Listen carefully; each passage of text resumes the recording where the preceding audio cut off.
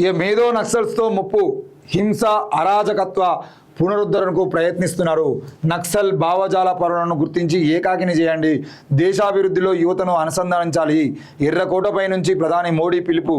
Maoism నుంచి దేశం విముక్తి పొందిందని, అయితే మేధోపరమైనటువంటి నక్సలైట్లతో ముప్పు పొంచే ఉన్నదని ప్రధాని మోదీ అన్నారు. అడవుల నుంచి నక్సలైట్లను పూర్తిగా నిర్మూలించి పెద్ద ముప్పు నుంచి దేశాన్ని రక్షించాం.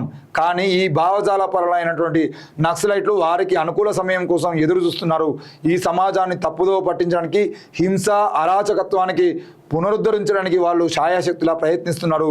ఈ మేధోపరమైన నక్సలైట్లను పౌరులు గుర్తించి వారిని ఏకాకి చేయాలి అని ప్రధాని మోదీ పిలుపునిచ్చారు. అదే సమయంలో ఈ దేశ యువతను దేశాభివృద్ధికి పాటుపడుతున్నటువంటి ప్రధాన స్రవంతితో అనుసంధానం చేయాలని సూచించారు. 80వ స్వతంత్ర దినోత్సవం సందర్భంగా ఢిల్లీలోని ఎర్రకోట మీద నుంచి జాతిని ఉద్దేశించి ఆయన ప్రసంగించారు. ఇది వృద్ధులో తిరంగా ధరించారా, మోడీ కోట్ ప్యాకెట్ స్క్వేర్పై కాంగ్రెస్ విమర్శలు అని చెప్పేసి, ఇది కాంగ్రెస్ అంటే కాంగ్రెస్ పార్టీ విమర్శించడం కాదు. ఈ జెండా పెట్టినటువంటి వ్యక్తులకు సోయలేదా, పెట్టిన తర్వాత చూసుకున్నటువంటి వ్యక్తికి సోయలేదా అనే విషయాన్ని మేము అడుగుతా ఉన్నాం. ఒక భారతీయ పౌరుడిగా నరేంద్ర మోడీ గారు దేశ ప్రధానిగా ఉండి ఎర్రకోట నుండి మీరు మాట్లాడుతున్న క్రమంలో మీరు నిన్న ఈ ఫోటోలు వైరల్ చేసేదంటే ఫస్ట్ చాలామంది అది ఫేక్ అని చెప్పేసి మాట్లాడారు. తర్వాత ఏమైంది, ఈరోజు అన్ని పత్రికల్లో ప్రధాన వార్త ఇదే కదా. అన్ని పత్రికల్లో వచ్చింది వార్త. కేవలం ఈరోజు మళ్ళీ దిశ పత్రికలో వచ్చింది, లేదంటే ఇంకో పత్రికలో వచ్చింది అనేటువంటి ముచ్చట ఏం లేదు. నమస్తే తెలంగాణ రౌండ్ అప్ చేసి మరీ చూసిరు.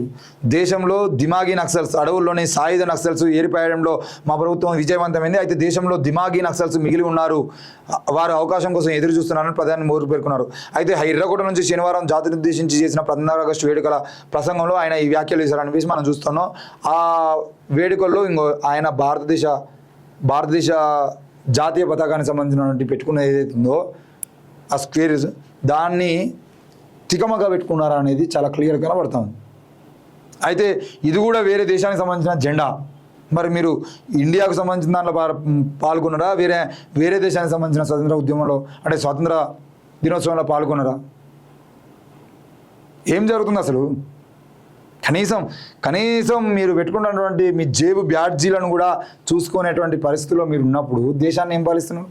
ఇంకా దిమాగీ నక్సల్స్ అంట, దిమాగీ నక్సల్స్ ఉన్నారంటే దేశంలో వాళ్ళని ఏరిపారేయాలంట. ఎవరా? జేఎన్యూలో ప్రభుత్వాన్ని ప్రశ్నించే వాళ్ళు దిమాగీ నక్సల్సా? ఎవరు దిమాగీ నక్సల్స్? మీ ప్రభుత్వాలను ప్రశ్నిస్తున్న వాళ్ళు, మీ ప్రభుత్వాలు తీసుకున్న పథకాల మీద అన్వేషిస్తున్న వాళ్ళు, వాటికి సంబంధించినటువంటి నిజాలను బయట పెడుతున్నటువంటి వాళ్ళు, ఎన్నికల సమయంలోనే ఈ దేశంలో బాంబులు ఎందుకు పేలుతున్నాయని అడుగుతున్న వాళ్ళు, మీరు వచ్చినటువంటి 12 ఏళ్లలో దేశానికి చేసింది ఏమిటి అని చెప్పేసి అడుగుతున్నటువంటి వాళ్ళు, వీళ్ళు దిమాగీ నక్సల్సా? ప్రశ్నించే ప్రతి గొంతుగా దిమాగీ నక్సల్సేనా? నక్సల్స్ అయిపోయారు.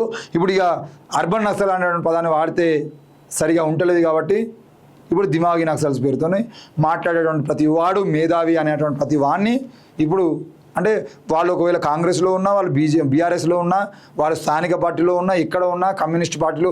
నిన్ననైతే నల్గొండ జిల్లాలో సిపిఐ పార్టీ ఆఫీసో, సిపిఎం పార్టీ ఆఫీసో, ఆ కమ్యూనిస్ట్ పార్టీ ఆఫీస్ సంబంధించినటువంటి ఆఫీసు నుండి పోలీసులు ఏకంగా ఆ పార్టీ నాయకుడిని ఎత్తుకొని పోతున్నారు.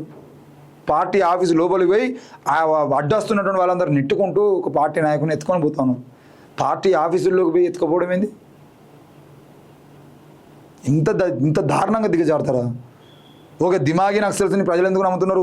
మిమ్మల్ని ఎందుకు నమ్మట్లేదు? మరి 15 ఆగస్టు వేళ ఎర్రకోట నుండి భయపడి మాట్లాడిరా మీరు ఆ మాటలు? దిమాగీ నక్సల్స్ అంటే భయమా? దిమాగీ నక్సల్స్ని ప్రజలు నమ్ముతున్నారు కాబట్టి మమ్మల్ని నమ్మట్లేదు అనేటువంటి భయమా? ఎందుకు వాళ్ళంటే భయం? సమాధానం చెప్పండి.